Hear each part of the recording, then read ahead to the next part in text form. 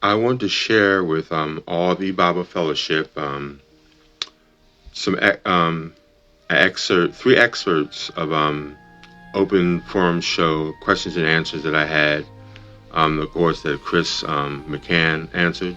They've been very influential in my life since I've come to E-Bible Fellowship. The first one is from Thursday, October 26, 2023, episode number 0796. Question. I have a question about God's delayed drawing program. I've been praying for about 2 years and reading the Bible a lot. But how long do you pray until you just figure, maybe I'm not saved? Answer. Well, you don't stop praying. You don't stop praying. There will be definite temptations to stop praying. That's guaranteed. Remember the Syrophoenician woman, the Canaanite woman whose daughter was sick? Matthew 15:21-28, Mark 7:24-30. She came to Jesus, and Jesus ignored her at first, and then she continued after him. Now he discouraged her. It's not meet to take the children's bread to cast it to dogs. Matthew 15:26. So he called her a dog, and following that she said, Truth, Lord, yet the dogs eat of the crumbs which fall from their master's table. Matthew 15:27. And he said, O woman, great is thy faith. Be it unto you as you wish. Matthew 15:28. And he healed her daughter. I know that would identify in the day of salvation, and there are other biblical events where Christ would intentionally not respond. Like blind Bartimaeus, Mark 10:46-52, and Luke 18:35-43. Like blind Bartimaeus crying out, Thou son of David, have mercy on me. And Jesus continued on. And that's when the disciples assumed incorrectly that Christ didn't want to have anything to do with him. And they told him, Be quiet, be quiet. And then Bartimaeus cried out all the more, Thou son of David, have mercy on me. And then Jesus turned and said, What would you have me to do for you? So I'm just mentioning that because even in salvation, God will put obstacles, or God will try the individual that was a true elect child of God. I think we can say that of the Syrophoenician woman and blind Bartimaeus, that they were elect. And yet God made as though he would continue on and didn't hear them or was unconcerned with them. It's not for you. It's for the children. And you're a dog. And that kind of a thing. And so God would discourage people, but he did that in order to, he has his purposes. And one, I'm sure, is to illustrate persistence. You keep at him. Keep going to God. Like Jacob in Genesis 32:24-32. He was wrestling with God. Now, the fact that he could wrestle with God is kind of mind-blowing, because, of course, God is almighty. And even in the form that he took to wrestle with Jacob, he could have easily defeated him. But he allowed Jacob to hang on. And they wrestled to the break of day. And then God finally says to him, What is it that you would have me to do? Question. I'm 56 years old now. I've been hearing the true gospel since I was 16 years old on family radio. I read Mr. Campion's books about salvation and everything. And then May 21st, 2011 comes. I did not think I was saved. Then it was only 2 years ago from today back that I started listening to E-Bible Fellowship, and that's when I heard about delayed drawing. I had this real interest in reading the Bible since May 21st, 2011. That was 14 years ago. Are you telling me that it is still possible that I could be one of God's elect? Answer. I don't know if you are saved.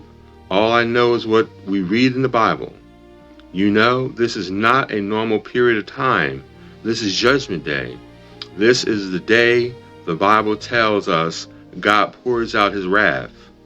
All the ugly language we read about in the Bible describing the wrath of God is happening now.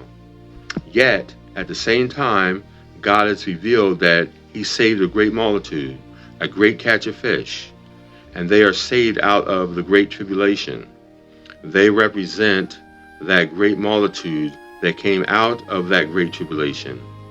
And the language of John 21 identifies with God's drawing program. John 21 verses 1 to 20 or 29. It's stated there that they could not draw the great catch of fish for the multitude thereof. So there's a period of time where they were unable to draw them. And then a little later, Jesus said, "Bring of the fish which ye have now caught." And then the word draw is used, and they drew the fish. So from that point, all of the fish are in the net. We know points to the safety and security inside salvation. Then the statement is made, they are unable to be drawn. God doesn't use words haphazardly for no reason. He very well knows the word draw identifies with a specific spiritual truth or spiritual thing in the Bible. No man can come to me, Jesus said, except the Father which has sent me draw him. John 6:44. To use the word, they cannot be drawn, that's the same word, and then the command to bring of the fish, and they were drawn. Again, that same word from John 6:44, a very definite purpose in mind by God. And there we see our situation, our circumstances, and the way we have learned from the Bible that God saved everyone that is to be saved by May 21st, 2011. And there is this period of time we were not expecting, a much longer period of time, a prolonged judgment. We were expecting it to be 5 months, but we were not expecting a period of time of many years, 22 years actual, according to biblical evidence, 23 years inclusive, and 23 inclusive years. And we also were not expecting to be on the earth. So it takes a while for us to learn. It took a while for us to learn these things.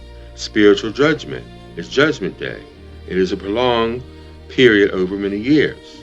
The elect are left on the earth, and we could give a lot of reasons why. One of the reasons is for the great multitude to come to Christ. John 7:37 to 39. The last day, that great day of the feast. And the last day phrase identifies with Judgment Day. John 12:48. It's the last day of the great day of the feast. Then Jesus makes the cry, "If any man thirst, let him come unto me." John 7:37. While there are those who disregard the other biblical information, which is enormous, and they latch on to that verse and a couple of others, and they say, "You see, there is still salvation taking place, even in Judgment Day," which is biblically impossible. You can't have both happening at the same time, because the call that if any thirst, let him come is not referring to ongoing salvation, but it's referring to the drawing of those who have already been saved. Read John 6:44. If any do come, it is only a result of the Father drawing them. And so, I don't know how God is going to work this all out. I know there is a great multitude. I know it is God's plan to draw the great multitude. Isaiah chapter 60, they will come, they will come. And we do know that the vast majority of the great multitude are out there overseas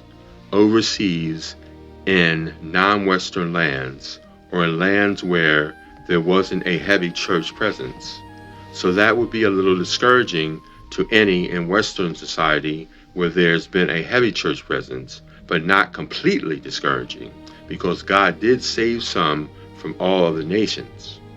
Just less in the Western, just less in the Western in other parts of, just less in the West than in other parts of the world. And it can be discouraging if we've gone years in sin and we don't see any progress in our life.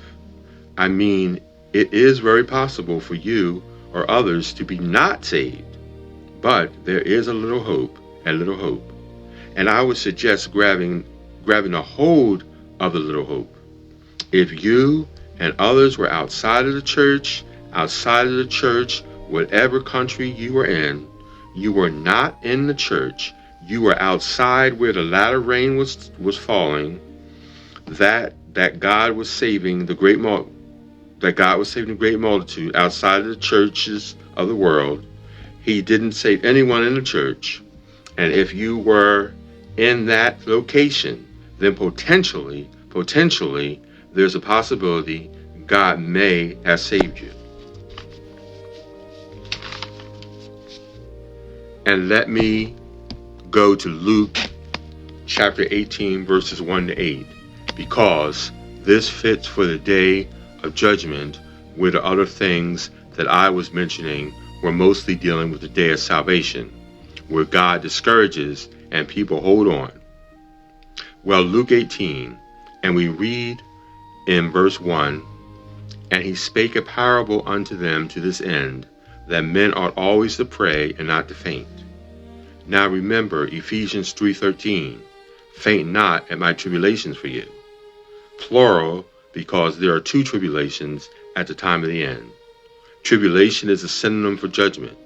Judgment begins at the house of God, 1 Peter 4:17, first tribulation. Judgment transitions to the world, May 21st, 2011, second tribulation. Two tribulations. Faint not at my tribulations for you. And we've seen people faint. They've gone back. They've fallen away. And God here is encouraging people. He is letting us know, don't give up. Don't give up. Don't faint, but pray. Men ought always to pray and not to faint. Then it goes on. Read Luke 18:12 to 13. Or 2 to 3. There is a widow woman, and she is going to an unjust judge, and she wants the judge to avenge her. And it goes on, read Luke 18:4 to 5.